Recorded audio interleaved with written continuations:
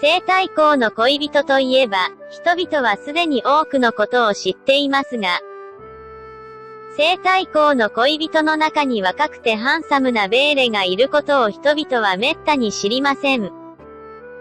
彼女とホルチン草原からのベーレはかつて、極めて親密な関係を持つ、年の差恋愛していました。この恋愛は、中国遼寧省、信陽の公平県の政治協商会議の文史資料に記録されています。これは西太后の上司に言及する唯一の資料です。ナジソは、邪作ボドレガ大鎮王、センゲリン鎮の孫であり、バヤンネモフの長男である、バヤンネモフハバ王と呼ばれる。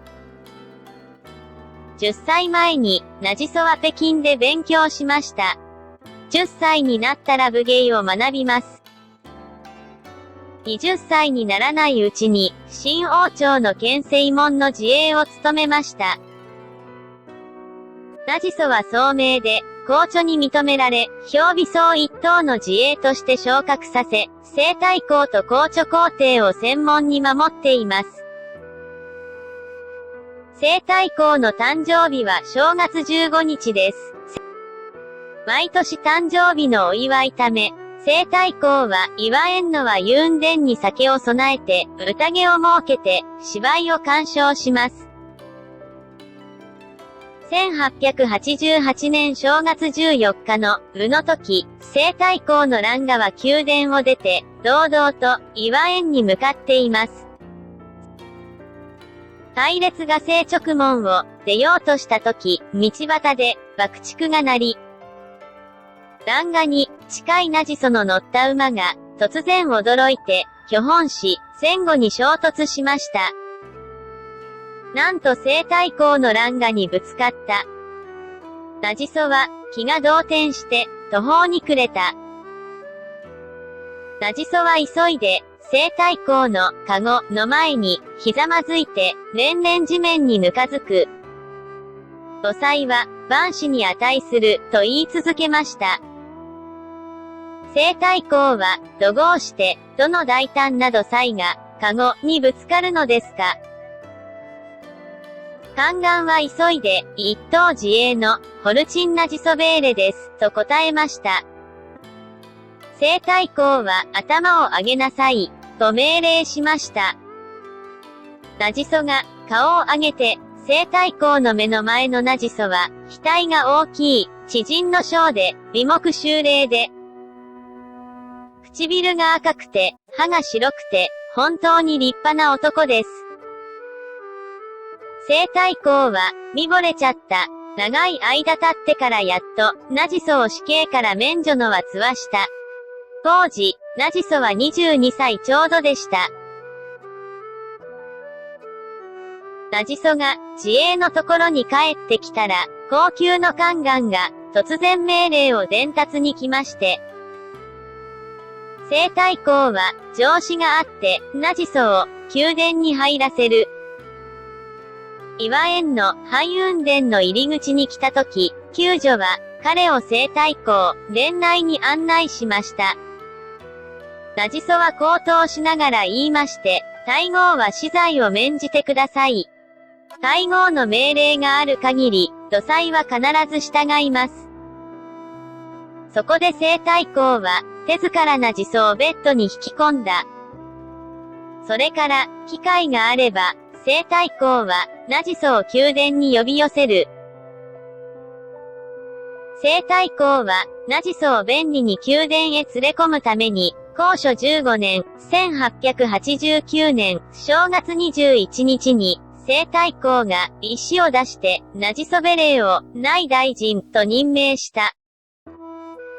しかし、ナジソを、皇宮に連れて行くには、やはり大変な工夫します。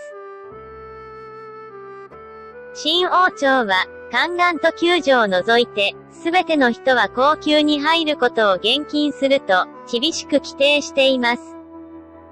仕方なく、西太后は宦官の理蓮院に言いまして、私は、ナジソのことが大好きです。あなたは、素晴らしい方法を考え出せば、いつも、ナジソを私のところに連れてきて、私に仕えてくれれば、私はあなたに必ず恩に報いる。そこで、リレンインは妙策を思いついた。真の朝廷の規定、皇帝の飲用水を、毎日西高の玉泉山から運んできなければならない。お膳房の宦官が、自衛を連れて、好機を立てるロバの車を買って、昼前に出て、午後に引き戻します。リレンインは西太后に言いまして、自分で水を運べば、ナジソを運び込めます。西太后は、他の人には見せないですかと、リレンインに聞きます。リレンインは、大きな水槽を2つ作って、1つに水を入れながら、あと1つにナジソを入れて、車にも好機を立てておいて、誰が聞くものか、と答えた。西太后は、また聞きます。自分で、水を運んで、他の人は疑わないですか。言い訳ができます。お膳房用のロバ車で、水を引くのは、不吉であるからこそ、自分で水を運びます。リレンインは答えた。翌日、西太后は、病気を装って、皇著皇帝と諸侯たちは、皆、安否を尋ねに行きます。西太后は言いまして、私は、神にしご成仏のことを願いました。不浄な水を飲むことは、できません。お膳房は、ロバの車で水を運んでいるのは、不潔そうです。今後、私の宦官を水の運ぶことをやらせる。大臣たちは、いいダクダクと称する。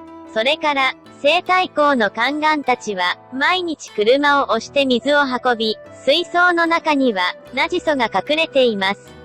西太后とナジソは、毎日機嫌が良くって、楽しんでいます。日が経つにつれて、紫禁城内の自衛たちは、後ろで議論百出しています。バオウフでも、ナジソはいつも夜遅くまで、帰るところがないことを発見しました。ある日、馬王の奥さんは、馬王に言って、ナジソはいつも家にいない、と伝えました。ナジソの妻3人も、この状況を確認しました。馬王は、若いナジソが、外で悪い遊びにふけるか、と疑います。ある日、馬王は、息子のナジソを呼び寄せて、いつも家にいない、という理由を問い詰めました。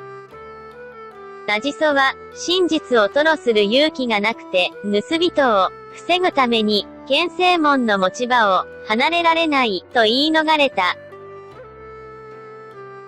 馬王は、自衛内大臣で、内情を知っています。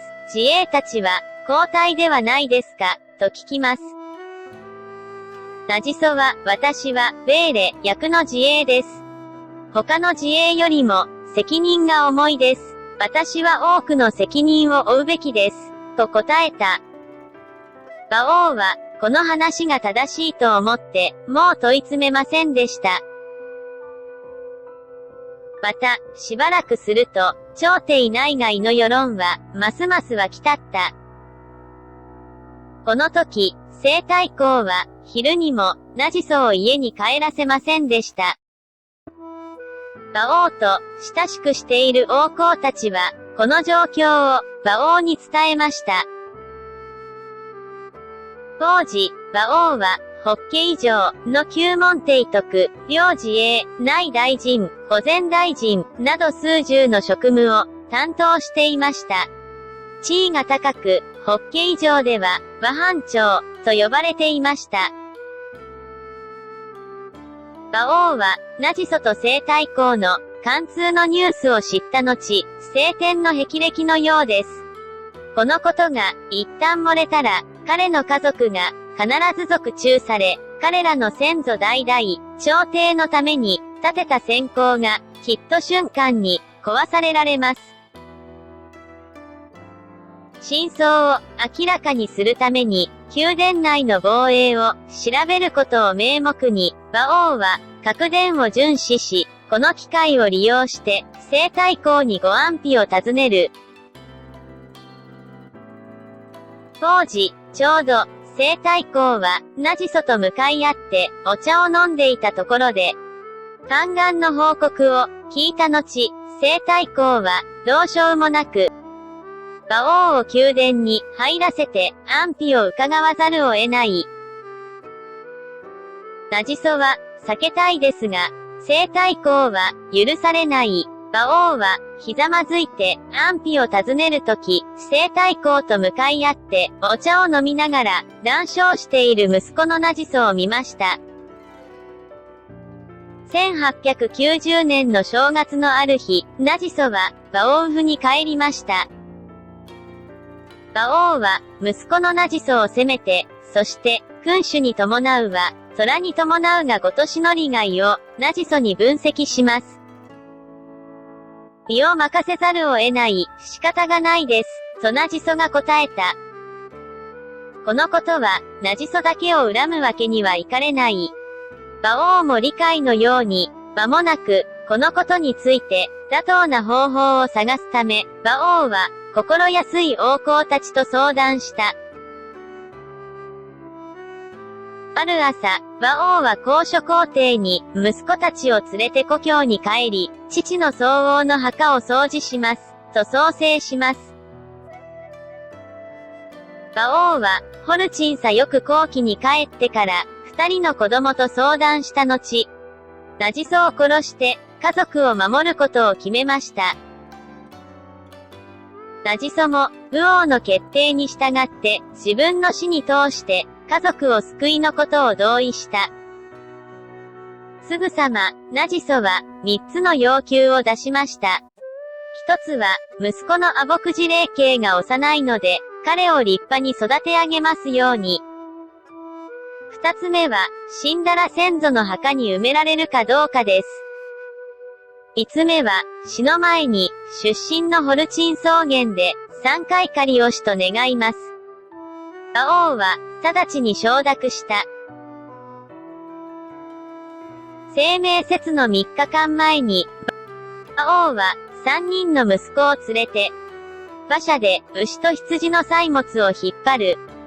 まず公主領から、総王領まで、墓参りして、祖先を祀って、それから太陽領に行って、祭祀します。その後、馬王は、自ら手の金の指輪を折って、ナジソを金を飲んで、自害させる。ナジソは、35歳の若さで亡くなった。ナジソが死んだら、馬王は、すぐに朝廷に人を派遣します。西太后は、ナジソの訃報を聞き、内宮に帰り、泣きながら、大声で馬王を罵倒しました。西太后は、馬王が、ナジソを強制的に殺害した疑いがある、それから恨みを抱いた。1年後、高所17年、1891年、馬王は不可解に亡くなりました。彼の子供や孫を含む多くの人々は、彼が西太后から授けられた酒を飲んだ後、ゆっくりと毒殺されて、死んだと信じていました。ナジソが亡くなった後、西太后は非常に苦しんで、彼を保証するために、彼は直接、ベーレから神農を追贈される。彼の墓を守るために、人を雇いました。後に、彼の墓が何度も盗掘されたと言われ、宮殿にしか見られない宝物が数多く発見され、西太后との関係も他の一面から証明されました。彼は何の功績をも立てないし、神農になってとは、これは、新王朝の歴史の中で、あったとしても、これ一つくらいだ。最後まで、ご覧をいただき、誠にありがとうございました。